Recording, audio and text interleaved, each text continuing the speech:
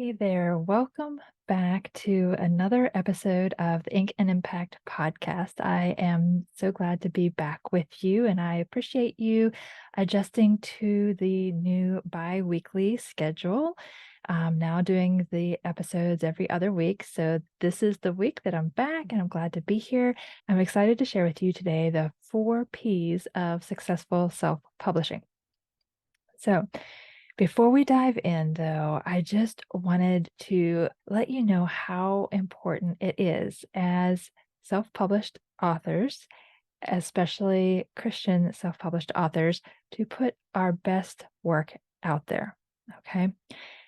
Why does this matter? Well, I was recently, just this morning, actually reading an article, and a statistic stuck out at me really big, actually, 2 statistics. The first was that, we all want our finished books to be placed in the bookstores, right? Yes, we want to sell them online, but we also really want to be in those brick and mortar bookstores whenever possible. And here's the statistic. Booksellers are buying about 250 to 300 books a month if they're a large seller. Okay. That may sound like a lot, it may sound like a little, but it's going to really sound like a very small amount when you consider how many new books are being pumped out every year. There are almost 1 million new traditionally published books every year. And on top of that, 2 to 3 million self-published books every year in the United States alone. That is a lot of competition, my friend, for only 250 to 300 books a month. Granted, that's per month, and the publishing statistic was for a year, but still there's a huge discrepancy, right?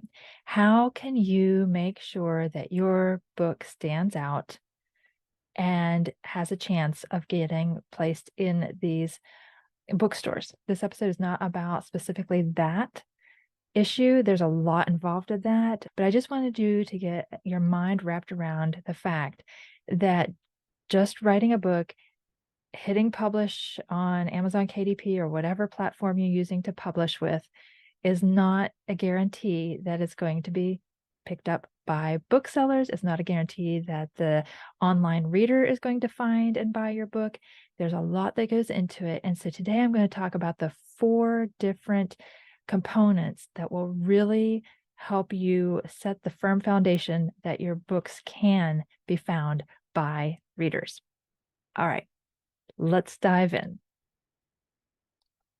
Number 1, you have to have a clear purpose.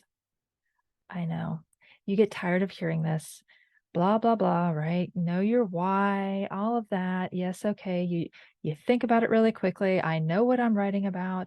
I know what that is. And maybe you don't write it down. Maybe you just gloss over it. But let's pause here. And I encourage you to take more than just a fleeting moment to think about this. Specifically, why exactly are you writing your book? Yes, most of us as Christian writers feel called to write a book. But in addition to obeying God's call, why are you writing this book? Why is this message important to you? It doesn't have to be one single answer either. And maybe ultimately, hopefully, your goal is to help your readers in some way. But also, maybe you really have always desired to be a published author. Maybe you would like to have some additional income coming in. There's no right or wrong reason here. The fact is, though, that you need to know exactly why you're writing your book, okay? And I encourage you to write that down. Keep it somewhere that you can see it periodically to remind yourself, because it's going to be a long journey and you want to come back and remind yourself. But not only do you want to know why you're writing your book, you also want to know how your book is going to be different from all the other books out there in your similar genre. You have to do some market research so that you can set yourself apart. There's a lot of competition out there, and there are a lot of great books out there, and it's good to see what's out there. It's great to be inspired, We don't want to copy. That's not what I'm talking about.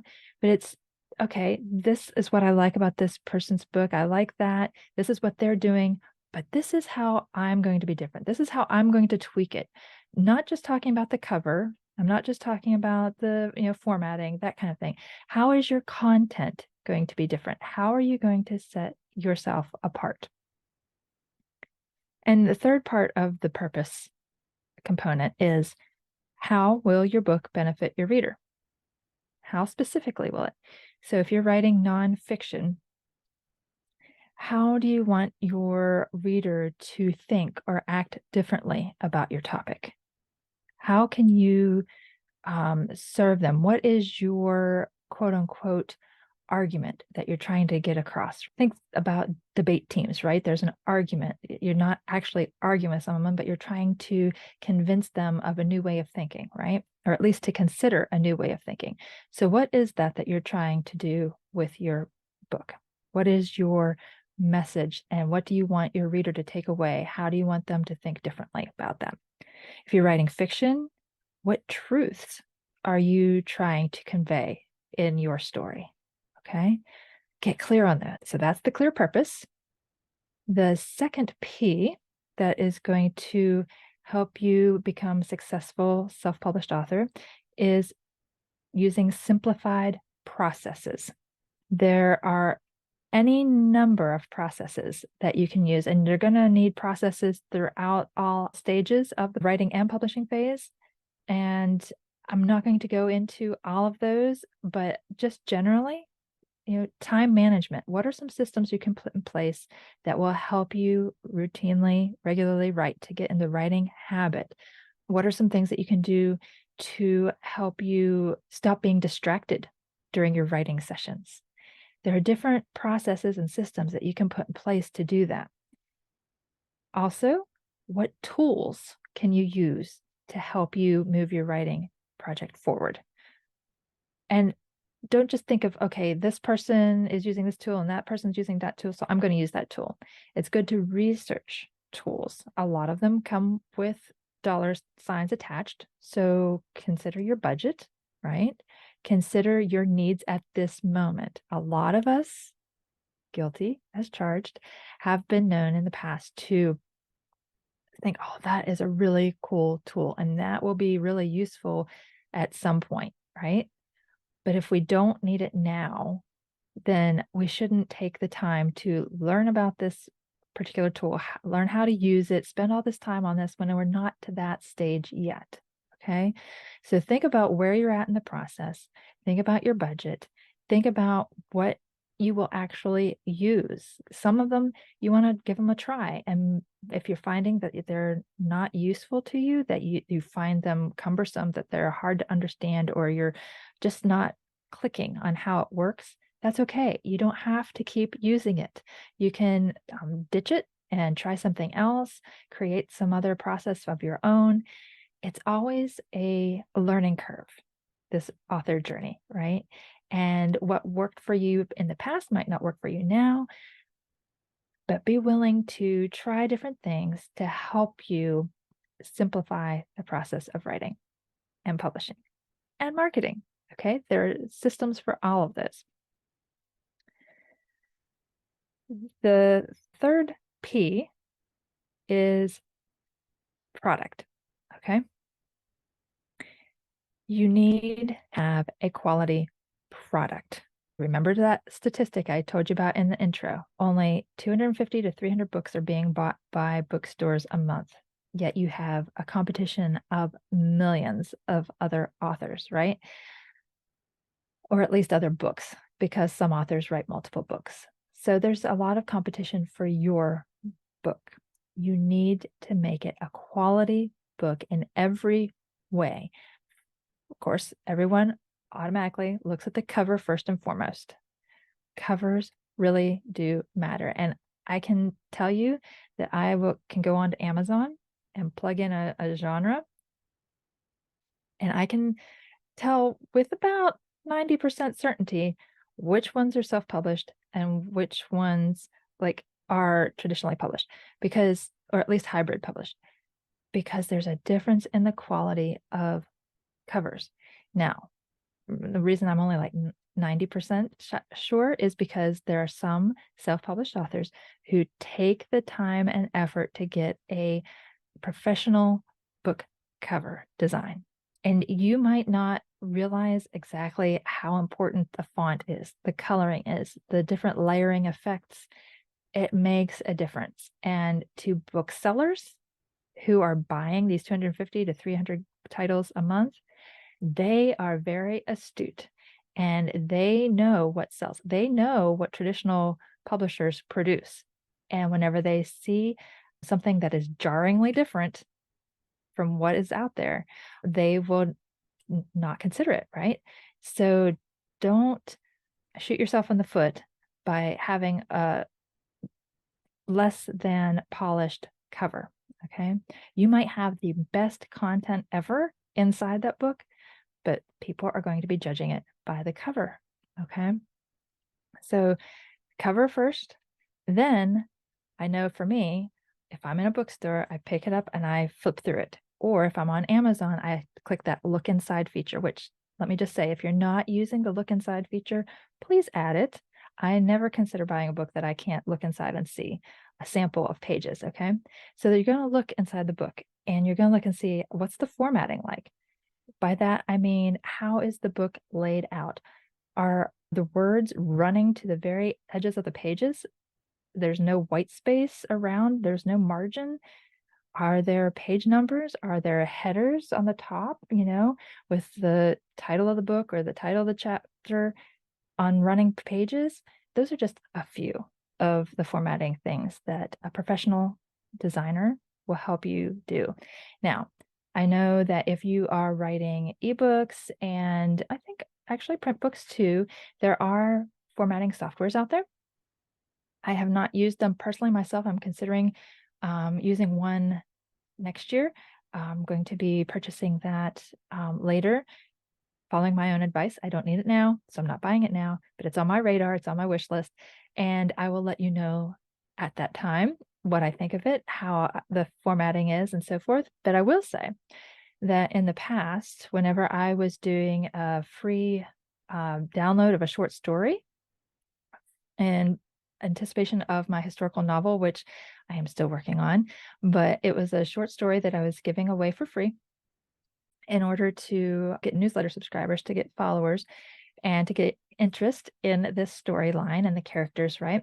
And so for that free short story, I used a service called Draft to Digital, and they offer formatting.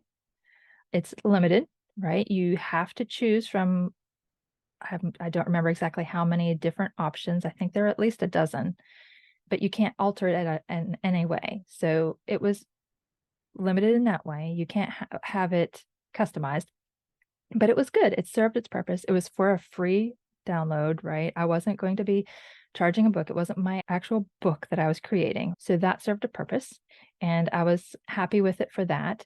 But having worked with professional designers in the past for my clients' books, I know there's a huge difference, okay? So I'm just throwing it out there. Other part of this, so we've got the book cover, we've got the interior formatting, and then, of course, the content. We've got to put in the work to create excellent content. And that means edited content. It means fact-checked content. It means your original content, not AI generated. You need to put in the work on the content. And if you're using statistics or quoting anyone, cite those sources in your book. All these things really do matter.